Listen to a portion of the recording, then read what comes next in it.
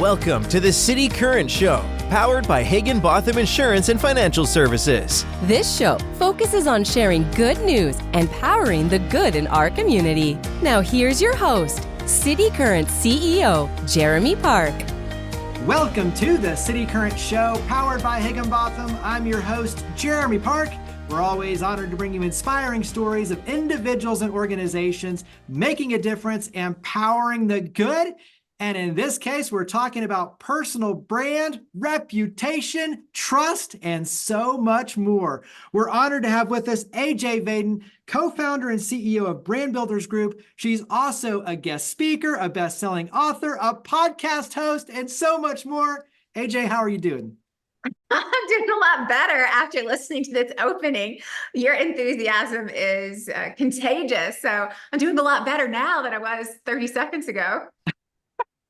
Well, hey, that's when you talk about power the good, right? You got to provide the good energy. And as the host, if I'm not having fun, the audience isn't going to have fun either. So I'm with you. I'm ready for this. Well, let's dive in, because when you talk about personal brand, reputation, trust, extremely important now more than ever for business leaders and how that ties to business opportunities. We'll talk about that in a second, but give us a little bit of background, because launching this company, you have your own kind of really cool roller coaster ride in terms of how you launch. So give us a little bit of the backstory for launching Brand Builders Group. Yeah. So how long do we have? So I'll try to give you the very, very short version of this, but Brand Builders Group is really still a baby company. We're almost 6 years old. In May of 2024, we'll be 6 years old. And I tell people all the time when they say, hey, why did you start Brand Builders Group? And I'll just be really honest. And I'm like, I didn't start Brand Builders Group. Regardless of what your religious beliefs are, we really believe God created Brand Builders Group. It was created out of a crisis. We did not have a business plan for this. This was not on our goal list. This was not something we planned for. And I'll give you, again, short version, but on May 4th, 2018, I walked into a routine budget meeting and I left unemployed. I was told your services are no longer needed here. Today's your last day. And expected, unexpected, but in the middle of that process, as these words were being spoken, right, out of body of experience type of thing, I just heard this voice in my head keep saying, keep your mouth shut, let this happen. Keep your mouth shut, let this happen. And if you know me at all, you know that wasn't me, because I would have never said that. I don't keep my mouth shut and I don't let things happen.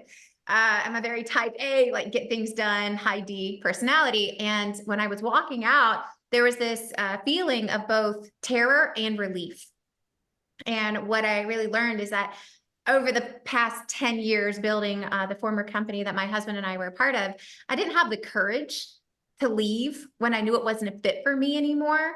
I stayed for money, for ego, for ambition, for responsibility. I felt a lot of responsibility over the teams that we had built. So I stayed, even though I knew I shouldn't. And so on that, what I say, my deliverance day, I felt God intervened and said, you didn't have the courage to do it. So I'm stepping in and now we're going to do it my way.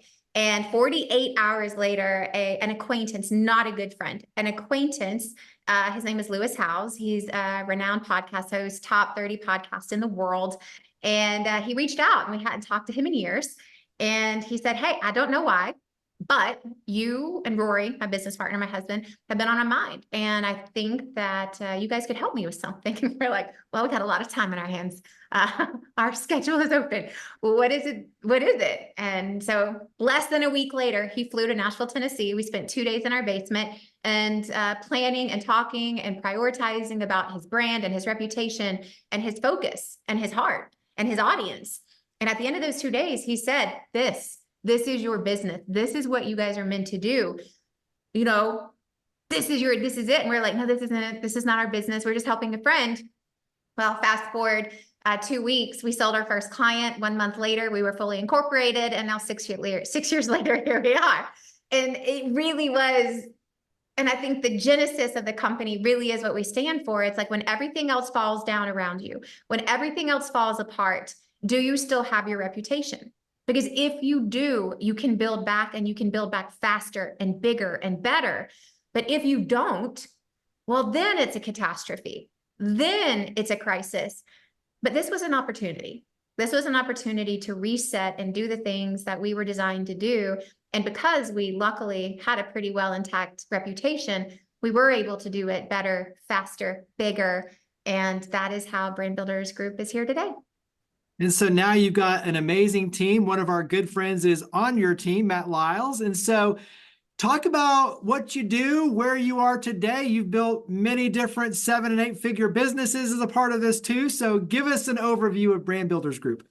Yeah, so we are a personal brand strategy firm. So what does that mean, right? We do strategy, and it's the thing that no one likes to do because it's the behind the scenes foundational work that often never gets seen. When most people think about personal branding, I know that they naturally associate it with influencers or social media or digital or anything like podcasting, books, speakers, but they also identify it as logos and colors and fonts and pretty aesthetics and websites. And those are all pieces and parts of it, but that's actually quite little of what we do.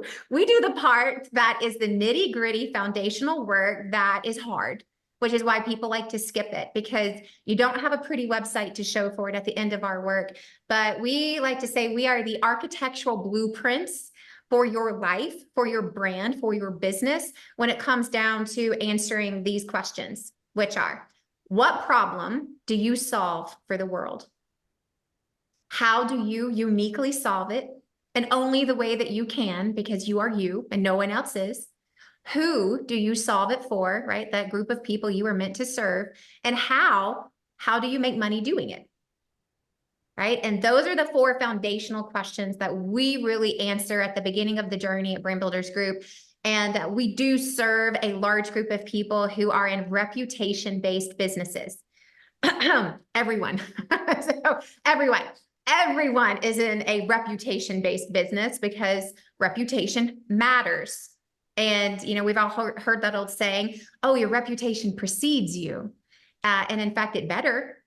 That's how you know you have a good one, right? That's how you know that it's actually working for you. Now, it can also work against you if it's not a good one, but that's usually due to lack of intentionality or just lack of good results, right? But results are a given. They're the prerequisite. They're the requirement for entry.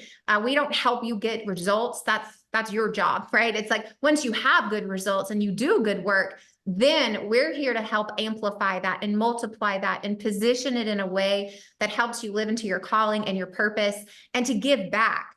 And that's a huge part of what people don't really think about when they think about personal branding. And people go, man, isn't this just ego driven and pride ridden? And I go, I mean, it might be depending on who's doing it. But if that's the case, then you're doing it wrong, because this isn't about you. This is about the group of people that you're meant to serve.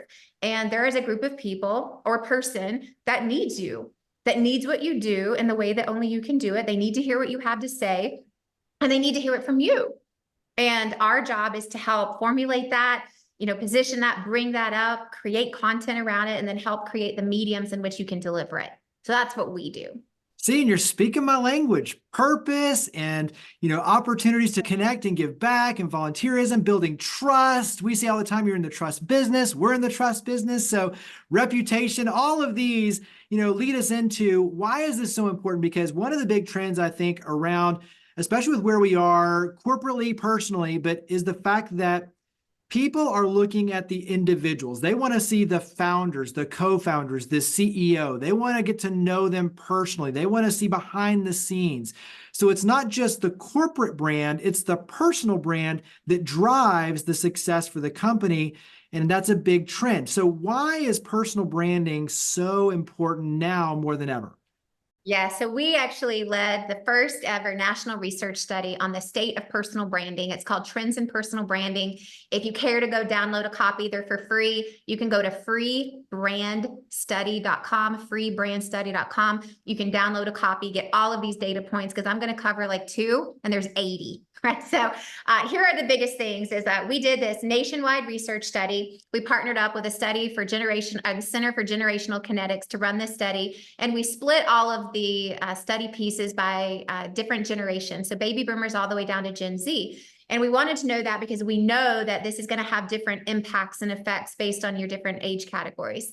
But across all age demographics, I thought this was really fascinating. There were 3 common themes across this that really was the heart of this study. And the first and foremost to me is that personal brands and personal branding is not a trend. It's not a fad, it's a trend, right? Fads come and go, trends do not. This is not a fad. In fact, Gen Z said that personal branding to them was not something of vanity or popularity. It was an essential part of how they make everyday decisions. So that's huge because they are the rising economic superpower after millennials, right? That is a big deal. They are also the emerging workforce. That means a lot of going, right? Who has a lot to do with how they make decisions? Not companies, not the what, the who behind it. So that was the first thing that was really important. The second thing that was really important is that 2/3 of Americans, 63% of Americans said that they are not only likely to spend money with you if you have an established personal brand, they are more likely to spend more money with you if you have an established personal brand. So this is highly profitable. Right? People are going, when I connect with you and your story, I will buy from you and I will buy more from you because I want to buy from people that I know, like, and trust. Right? So this has a lot of economic impact in terms of revenue, profits, but also retention of customers and retention of employees. So that has a lot to do with it. And then the third category, which was most fascinating to me, is that personal branding is a trust accelerator. And I think the best way to describe it is this quick analogy. 5 years ago, just 5 years ago, this is how we did business. And I'm just going to speak for America because that's where I live. So in America, this is how it worked. I give you my money, you give me products and services, right? Today, that's not how it works anymore. It's not. Today it is, you give me information, I'll decide if I want to give you my money. People are filtering all of their buying decisions between who you are, what information you have, like what podcast do you have, what content do you put out, what's available on your website, what free newsletters, what blogs, what can you give to me that I'm not paying for me to determine if you're the one I want to give my money to. In fact, I was just talking to a girlfriend, a personal conversation over the weekend, and she was looking for a new doctor. And I said, well, why did you pick this one? And she goes, oh man, she has so much free stuff and so much free information on her website. After reading everything, I was just really convinced that she knew what she was talking about. It had nothing to do with that she had MD behind her name or that she was referred by a friend. She was like, no, I went and devoured all of the information to go, does that align with how I want to treat my body? Do we share common values and practices? And is she providing information and content to me outside of my annual appointment? Because that means a lot to me. And that is how she made that decision. That's on a micro level, but that is happening at a macro level all over the place in every industry. In fact, when we asked Americans what profession is it most important to have a personal brand? Now, being in the personal brand strategy space, our default thinking was, of course, they're going to say authors and speakers and trainers and consultants and coaches. We were so pleasantly wrong. We were so wrong. Like, all of our thoughts and hypotheses were just crushed. They were obliterated. And Americans came back and said, this is crazy, right? The number one profession that is most important to me to have a personal brand is my doctor. Second was my attorney. Third was my financial advisor. Fourth was my employer. And we were just like, what? This makes no sense. And so as we are digging through thousands of pieces of data points, something finally occurred to us. Every one of those positions, every single one of those roles, those jobs, those industries require a higher level of trust. And if you think about it, it's like, well, you better trust your doctor. Your life is in their hands. Right? And you better trust your attorney, your money or your freedom is in their hands. And, you better trust your employer, your livelihood, your paycheck is in their hands. And like the list goes on. And what we realize is that the higher the requirement for trust, the more established your personal brand must become.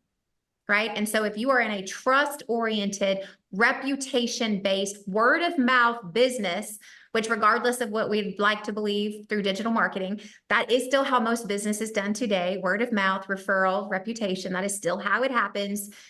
Having a personal brand is no longer an option. It's a necessity. And if it's today, tomorrow, next year, it is a necessity in this new way of doing business. It's interesting because we talk a lot about philanthropic trends and how volunteerism builds trust and, all the engagement. But just like you're talking about, you're looking for an alignment of values, right? Like with this. And so when you think about your doctor, lawyer, the place where you're going to go to work and spend the majority of your time, you want to know what they're fighting for. You want to know that higher purpose, but you also want to know what their values are and if your values align personally and professionally. And I think that's a big part, just like you're talking about. But why?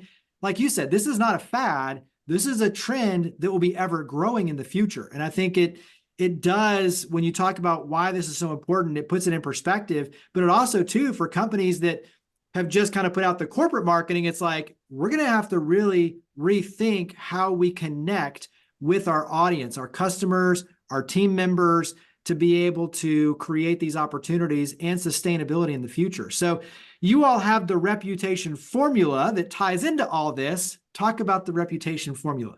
Yes. So the reputation formula, and you don't have to be a mathematician to get this. It's very simple. And it's results, right? What you have done, right? Ideally good things, right? Good services, good products. Results times reach, which is who knows about it, equals your reputation. And as we all know, anything times zero is what? Zero, right? So to me, the worst thing anyone could ever say to me as a business owner is, geez, AJ, this brand builders group thing, this is the best kept secret in the world. And it's like, what? That is heartbreaking, devastating to me. It's like, why? That is so terrible. It's like, for me to actually have the ability to help serve and make a difference, and then to refuse to market it, talk about it, sell it, promote it, whatever, is the biggest injustice and disservice to my audience of anything I could do as a business owner.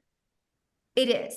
And most of us, this is all self-inflicted, right? We have said, nobody cares about my story. Yes, they do. Like, people don't buy from companies, they buy from people, right? You don't interview companies on your show. You interview people from companies, right? People are obsessed with people. They're obsessed with stories. They fall in love with people, not logos, right? And even if you have a brand that you love, right, it's usually because it's associated with someone you love, right? There's a reason that Nike, they forego so much to have this partnership with Michael Jordan, right? There's a reason of the MLS deal with Lionel Messi. Like, there are reasons, because people follow people. They buy from people, they trust people. And when we stick to this corporate front, we lose our ability to let this formula actually take hold, right? Because at the end of the day, I don't care what your company did. I care what you did. Like, did you provide me a good service? Was that a pleasant phone call, right? Nobody gets customer service complaints against a brand.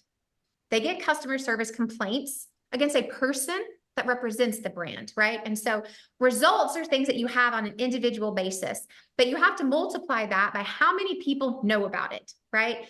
And that's a really big piece where people have just negated, right? They've just said, I don't want to do that, or, I don't want to be the face of the company. Like, I have a really good friend who has a wickedly successful business, and she's always telling me, I just don't want to be the face. And I'm like, well, I'm so sorry.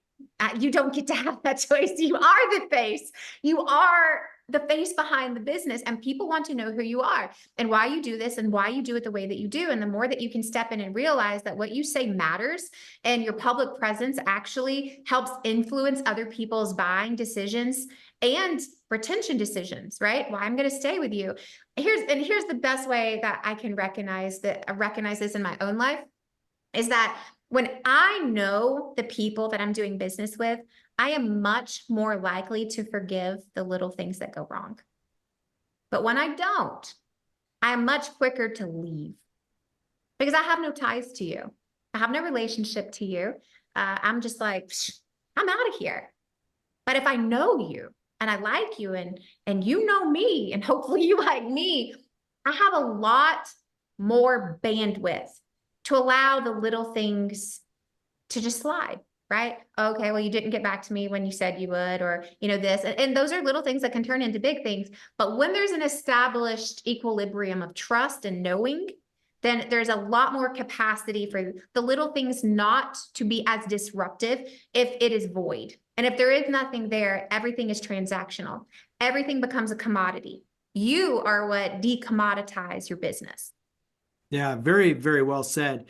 I know it's impossible because you literally give keynotes on this and have a podcast on this, but give me one tip that pops into your head, and obviously very broad space in terms of the direction you can go with this. But when you talk about just a tip for activating, for being more intentional, for making sure it's not a 0, that at least it's a 1, give me one tip that pops into your mind. Actually, this is not just one tip, it's my favorite tip, and it's one of the easiest, freest, cheapest ones to activate. And we actually discovered this as a data point in our study. And when we asked Americans, out of all the things that would tip you over the edge to make a purchase decision of why you would work with company A versus company B, or person A over person B, what would it be? And we had a long list of 20 plus options. It's, are they in the media? Are they featured as an expert, keynote speaker, book, New York Times bestselling? A long list of things, podcast, website, anyways, a long list. The number one thing that came back across all generations, 67% of all Americans said there is one thing that actually helps make a purchase decision faster if you have it. And it's the freest, cheapest, fastest thing you can do as a business owner to increase your reputation, increase your reach, and actually also gain more customers at the same time. And it's, do you have public third-party testimonials? That's it. It was more important than, are you featured on Fox News or CNBC? More important than a New York Times bestselling book, more important than 10 million followers. It's, do you have other people that you have actually worked with that can validate you are who you say you are, and you do what you say you're going to do? And is that public, and can I find it? Whether it's on something like Trustpilot or Yelp or on your website, is there proof from other humans that you are who you are, say you are, and you do what you say you're going to do? And if you have good services and you have clients, then getting a testimonial is something you could do in the next hour, at least before you go to bed tonight. But it's something that we as business owners, entrepreneurs, even salespeople constantly overlook, is the power of the words of our current customers and what they mean to the next buyer.